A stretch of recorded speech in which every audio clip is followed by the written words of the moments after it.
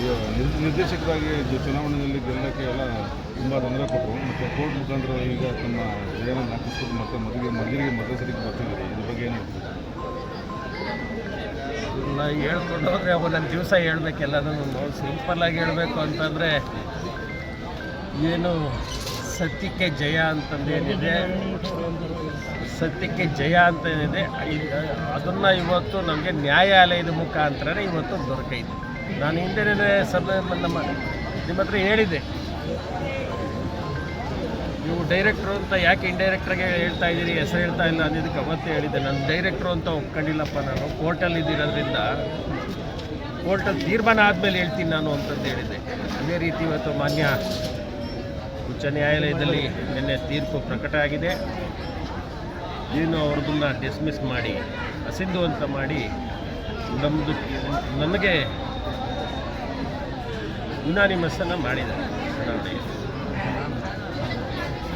ಅದಕ್ಕೆ ಸಾಕಷ್ಟು ಇದರಿಂದ ಹೇಳ್ಕೊಂಡು ಬಂದರೆ ಸಾಕಷ್ಟು ಕಾರಣಗಳಿದ್ದಾವೆ. ಅದೇನೇ ಇರಲಿ, ಮುಂದಿನ ದಿವಸಗಳಲ್ಲಿ ಒಕ್ಕೂಟದಲ್ಲಿ ಈಗಾಗಲೇ ಸಾಕಷ್ಟು ಅಲ್ಲಿ ಏರುಪೇರುಗಳಾಗವೆ. ಅದನ್ನೆಲ್ಲ ಬದಲಾವಣೆ ಮಾಡಿ ನಮ್ಮ ಜಿಲ್ಲೆಯ ರೈತರಿಗೆ, ನಮ್ಮ ಜಿಲ್ಲೆಯ ಹಾಲು ಉತ್ಪಾದಕರಿಗೆ ಆ ಸಂಸ್ಥೆಯಿಂದ ಅನುಕೂಲ ಆಗೋಂಥದ್ದು ಏನೇನು ಬೇಕೋ ಅದನ್ನೆಲ್ಲ ಕಲ್ಪಿಸ್ಕೊಳ್ಳೋದಕ್ಕೆ ನಾನು ಕಂಕಣಬದ್ಧವಾಗಿರ್ತೀನಿ. ತಾವು ಸ್ಥಾಪಿಸಿದ ರೈತ ಕಲ್ಯಾಣ ಟ್ರಸ್ಟಲ್ಲಿ ಸುಮಾರು ಜನ ರೈತರು ಹಾಲು ಉತ್ಪಾದಕರು ಸತ್ತರೆ 1 ಲಕ್ಷ ಕೊಡ್ತಾ ಇದ್ದೀವಿ, ಮನ ಮಾಡ್ತಾಯಿದ್ರು. ಈಗ ಅದು ನಿಂತೋಗ್ಬಿಟ್ಟಿದೆ, ಎಲ್ಲ ನಿಂತೋಗ್ಬಿಟ್ಟಿದೆ. ಸಾಕಷ್ಟು ಕಾರ್ಯಕ್ರಮಗಳು ನಿಲ್ಲಿಸವ್ರೆ. ಅದು ಏನಕ್ಕೆ ನಿಲ್ಲಿಸವ್ರೆ ಅನ್ನೋದು ನನಗೆ ಇಲ್ಲಿವರೆಗೂ ಗೊತ್ತಾಗ್ತಾ ಇಲ್ಲ. ಯಾಕೆಂದರೆ ಟ್ರಸ್ಟಲ್ಲಿ ದುಡ್ಡಿದೆ, ದುಡ್ಡು ಇಲ್ಲದೆ ಇದ್ದರೆ ಏನು ಹೇಳ್ಬೋದು, ಆ ದುಡ್ಡನ್ನ ಯಾವುದಕ್ಕೆ ಬಳಸ್ತಾವ್ರೋ ಯಾವುದಕ್ಕೆ ಬಿಡ್ತಾವ್ರೋ ಏನೂ ಗೊತ್ತಾಯಿಲ್ಲ. ಯಾಕಂದರೆ ಒಂದು ಬಿಲ್ಡಿಂಗ್ ಬೇರೆ ಕಟ್ತಾವ್ರೆ, ಒಂದು ಹೆಣ್ಮಕ್ಳದ್ದು ಏನು ಹಾಸ್ಟೆಲನ್ನು ಮಾಡಿದ್ವಿ, ಹಾಸ್ಟೆಲ್ ಮಾಡಿದ್ದಕ್ಕೆ ಆ ಬಿಲ್ಡಿಂಗ್ ಕಟ್ತಾವ್ರೆ ಅನ್ನೋದನ್ನು ನಾನು ಕೇಳ್ಪಟ್ಟೆ. ಅವಾಗಲೇ ಅರ್ಧಬರ್ಧ ಆಗಿದೆ, ಏನು ಹತ್ರ ಕಂಪ್ಲೀಟ್ ಆಗೋಕ್ಕೆ ಹತ್ರ ಬಂದೈತೆ. ಯಾವುದ್ಯಾವುದು ದುಡ್ಡನ್ನು ಯಾವುದ್ಯಾವುದಕ್ಕೆ ಬಳಸ್ಕೊಂಡವ್ರೆ ಅಂತೇಳಿ ನಾನು ಒಳಗಡೆ ಹೋದ ಮೇಲೆ ಗೊತ್ತಾಗುತ್ತೆ. ಈಗ ತುಮೂಲು ಅಧ್ಯಕ್ಷರನ್ನ ಆಯ್ಕೆ ಮಾಡಿರ್ತಕ್ಕಂಥ ವಿಧಾನನೇ ಸರಿ ಇಲ್ಲ, ಅವ್ರನ್ನ ನಾಮಿನಿ ಮಾಡ್ಬಿಟ್ಟು ಮಾಡಿದ್ದಾರೆ ಅಂತ ಮುಂಚಿನ ಎಲ್ಲರೂ ನಿರ್ಧರಿಸಿದ್ದೀವಿ. ಆಯ್ಕೆಯಾಗಿರ್ತಕ್ಕಂಥ ನಿರ್ದೇಶಕರು ಕೂಗಿತ್ತು, ಈಗ ಅವ್ರ ಕೂಗಿಗೆ ನೀವು ಬಲ ತುಂಬ್ತೀರಾ ಏನಾದರೂ? ಬಲ ಅಂತಂದರೆ ಅವರು ಈಗ ವೋಟಿಂಗ್ ಪವರ್ ಬಂದಾದಮೇಲೆ ಅಧ್ಯಕ್ಷ ಆಗ್ಬೋದು, ಆಗಬಾರ್ದು ಅಂತಂದೇನಿಲ್ಲ. ಆದರೆ ಚುನಾಯಿತ ಪ್ರತಿನಿಧಿಗಳು, ಎಲೆಕ್ಟೆಡ್ ಪ್ರತಿನಿಧಿಗಳಿರುವಾಗ ನಾಮಿನಿಗಳು ಅಧ್ಯಕ್ಷ ಆದಾಗ ಮಾಮೂಲಿ ಗೆದ್ದಂಥವ್ರಿಗೆ ಸ್ವಲ್ಪ ನೋವು ಅದೇ ಆಗುತ್ತೆ, ಯಾರೇ ಆಗಲಿ. ಇತಿಹಾಸದಲ್ಲಿ ಮೊದಲು ಸಿದ್ಧಾಂತ ಇಲ್ಲ, ಬೇರೆ ಬೇರೆ ಒಕ್ಕೂಟಗಳಲ್ಲಿ ಆಗಿದೆ. ಹಿಂದೆ ಬೆಂಗಳೂರು ಒಕ್ಕೂಟದಲ್ಲೂ ಇತ್ತು, ಬೇರೆ ಒಕ್ಕೂಟದಲ್ಲೂ ಇತ್ತು. ಮೊನ್ನೆ KMF ಆಗಿದ್ದು ನಾಮಿನಿ ಮುಖಾಂತರ ನನ್ನೇ ಅಧ್ಯಕ್ಷ ಆಗಿದ್ದು, ಆಗಿಲ್ಲ ಅಂತಲ್ಲ.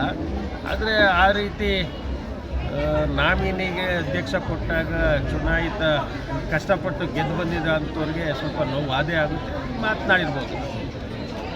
ಅದರಂತೆ ಮಧುಗಿರಿಯ ಮುಂದಿನ ನಿರ್ದೇಶಕರಾಗಿ ಯಾವ ಕಾರ್ಯಕ್ರಮಗಳು ಕೊಡಬೇಕು ಅಂತ ಅಂದ್ಕೊಂಡಿದ್ದೀರಿ? ನಾನು ಕಾರ್ಯಕ್ರಮಗಳು ಸಾಕಷ್ಟು ಮಾಡಿದ್ದೀನಿ. ಹಿಂದೆ ನಾನೇನು ಅಧ್ಯಕ್ಷನಾಗಿದ್ದಂಥ ಸಂದರ್ಭದಲ್ಲಿ ಹಲವಾರು ಕಾರ್ಯಕ್ರಮಗಳನ್ನ ಮಾಡಿದ್ದೀನಿ ನಾನು.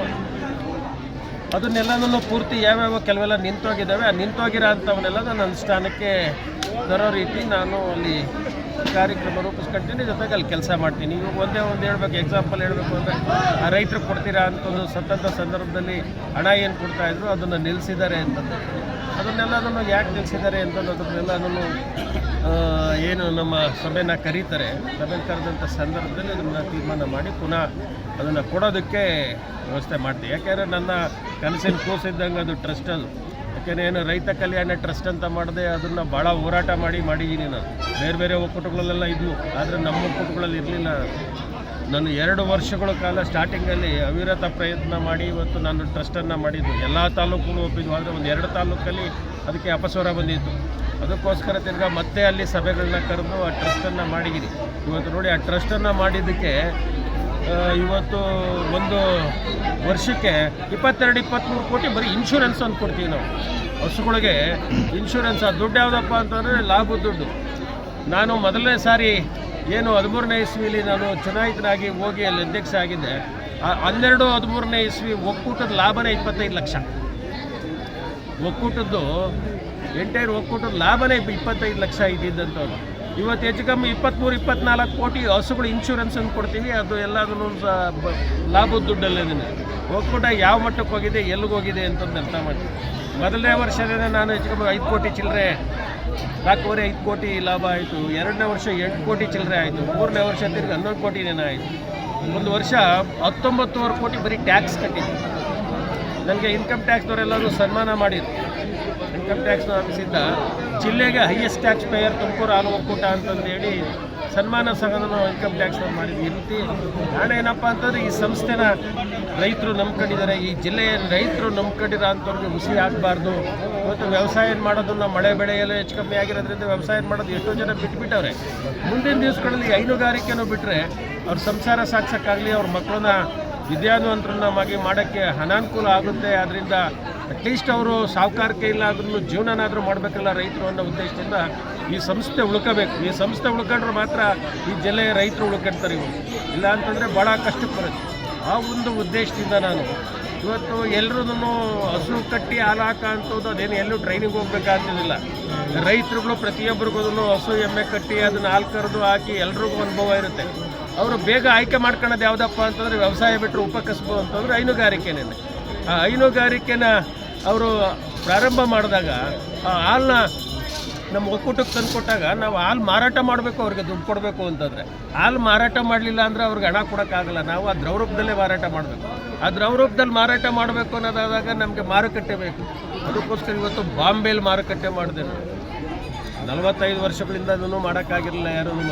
ಬಾಂಬೆನಲ್ಲಿ ಇವತ್ತು 2.25 ಲಕ್ಷ ಲೀಟ್ರ್ ಹಾಲು ಮಾರಾಟ ಆಗುತ್ತೆ. ಇವತ್ತು ನಮ್ಮ ಜಿಲ್ಲೆಗೆ ಇನ್ನೂ 5 ಲಕ್ಷ ಇನ್ನೂ ಹೆಚ್ಚಿಗೆ ಹಾಲಾದ್ರೂ ಇವತ್ತು ಬಾಂಬೆಲಿ ನಾವು ಮಾರಾಟ ಮಾಡ್ಬೋದು.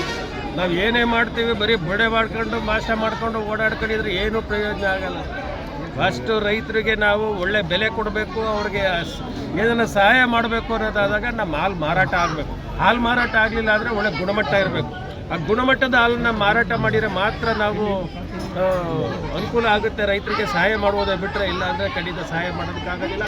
ಅದರಿಂದ ಅಂಥವು ಏನೇ ಇದ್ರೂ ಲ್ಯಾಪ್ಸಸ್ ಇದ್ರೂ ಮುಂದಿನ ದಿವಸಗಳಲ್ಲಿ ಸರಿ ಮಾಡ್ಕೋಣ ಅಂಥದ್ದು ಮಾಡ್ತೀವಿ. ಬೇರೆ ವಲಯದಲ್ಲಿ ಒಂಥರ ಆಯಿತು. ಈಗ ನೀವು ಜೆಡಿಎಸ್ ಪಕ್ಷದಲ್ಲಿ ಗುರುತಿಸ್ಕೊಂಡಿದ್ದೀರಿ, ಚಾಲಕರಲ್ಲಿ ವಿರೋಧ ಪಕ್ಷ ಅನ್ನೋದು ಸ್ವಲ್ಪ ಮೂಲ ಗುಂಪಾಗಿತ್ತು. ಈಗ ನಿಮ್ಮ ಗೆಲುವಿನಿಂದ ಕೆಲವು ಗೆಲುವು ಸ್ವಲ್ಪ ಟಾನಿಕ್ ಸಿಕ್ತಂಗೆ ಆಗ್ಬಿಟ್ಟಿದೆ. ಅದು ಪಕ್ಷವನ್ನು ಯಾವ ರೀತಿಯಲ್ಲಿ ನೀವು ಮುಂದೆ ಮುನ್ನಡೆಸ್ತೀವಿ? ಅದು ಆಟೋಮೆಟಿಕ್ಕು ಯಾವುದೋ ಒಂದು ಚುನಾವಣೆಯಲ್ಲಿ ಬಂದಂಥ ಸಂದರ್ಭದಲ್ಲಿ ಎಲ್ಲ ಕಾರ್ಯಕರ್ತರಿಗೆ ಮುಖಂಡರಿಗೆ ಸ್ವಲ್ಪ ಉರುಪು ಬಂದೇ ಬರುತ್ತೆ. ಆ ಉರುಪು ಬರುತ್ತೆ. ನಮಗೂ ನಾವು ಕೆಲಸ ಮಾಡೋಕ್ಕೂ ಒಂದು ಜಾಗ ಸಿಗುತ್ತೆ. ರೈತರೊಳಗೆ ನಮ್ಮ ಹಿಂದೆ ಮುಂದೆ ಇರೋ ಅಂಥವ್ರಿಗೆ ಸಹಾಯ ಮಾಡೋಕ್ಕೂ ಒಂದು ಜಾಗ ಆಗುತ್ತೆ. ಅದಕ್ಕೆ ಸಂತವ್ರಿಗೂ ಸ್ವಲ್ಪ ಖುಷಿ ಆಗುತ್ತೆ. ಇನ್ನು ಮುಂದಕ್ಕಾದ್ರೂ ಇಲ್ಲೇವರೆಗೂ ನಮ್ಮ ಪಕ್ಷ ಮೂಲೆ ಗುಂಪು ಸೇರಿತ್ತು. ಇನ್ನು ಮುಂದಕ್ಕಾದ್ರೂ ಚೆನ್ನಾಗಿ ರೆಕ್ಕೆ ಪುಕ್ಕ ತೆಕ್ಕೊಂಡು ಓಡಾಡುತ್ತೆ, ಹಾರಾಡುತ್ತೆ ಅನ್ನೋದನ್ನು ಆಶಾಭಾವನೆ ಪ್ರತಿಯೊಬ್ಬರಿಗೂ ಇದ್ದೇ ಇರುತ್ತೆ ತಾಲೂಕು.